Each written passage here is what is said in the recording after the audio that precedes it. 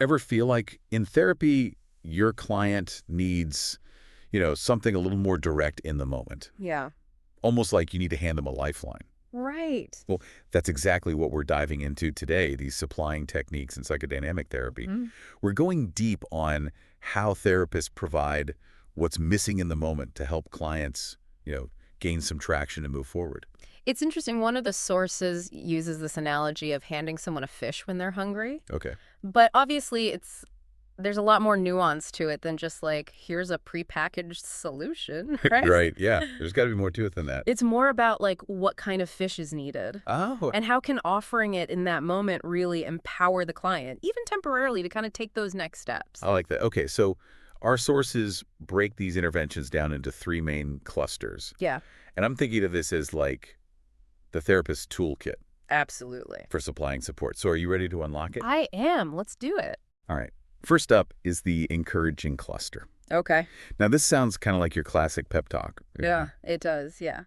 But I have a feeling it's got to be a little bit more than just saying, like, you got this. You're absolutely right. It's much deeper than that. So picture this. You have a client who's really struggling with self-doubt. Okay. Yes, we might directly encourage them by saying something like, remember that presentation you absolutely nailed, just reminding them of a past success. Right.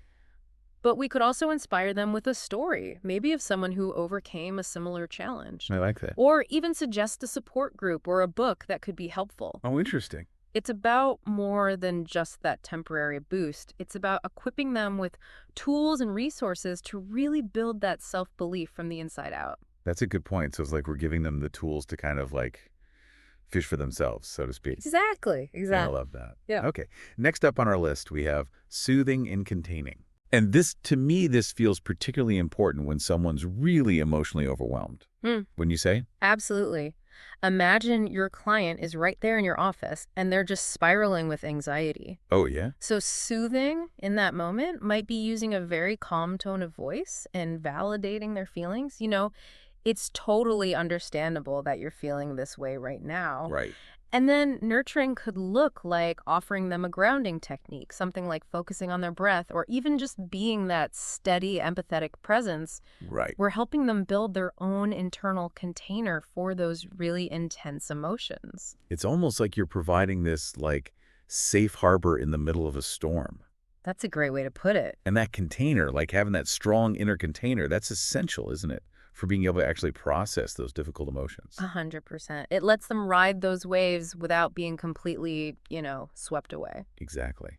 And speaking of navigating choppy waters, our last cluster is protecting and structuring, which sounds almost parental in a way. It does, right. But in a supportive and therapeutic way. Exactly. Exactly. It's about giving that scaffolding, that temporary structure, when maybe their judgment's a little shaky or they haven't developed those internal coping mechanisms yet. Right. Makes sense. So let's say you have a client who tends to make, impulsive decisions when they're upset. Okay. Protecting might mean helping them come up with a plan for those moments so they stay safe. Right. Organizing could be as simple as breaking down a really overwhelming task into smaller, manageable steps, Okay. just to give them a sense of control. It's like you're providing that external structure that they can then internalize eventually. Exactly. Wow. This has been really eye-opening. And I think it really drives home the point that these supplying techniques, they're not about us as therapists giving advice or doing the work for the client. Right. It's about thoughtfully giving them the support they need so that one day they can, stand on their own 2 feet. Absolutely. We're empowering them to really take the reins of their own healing. Love that. Yeah. So as we wrap up this deep dive, I'm left wondering, how does a therapist know which of these approaches to use and when? That's a great question. Is it intuition?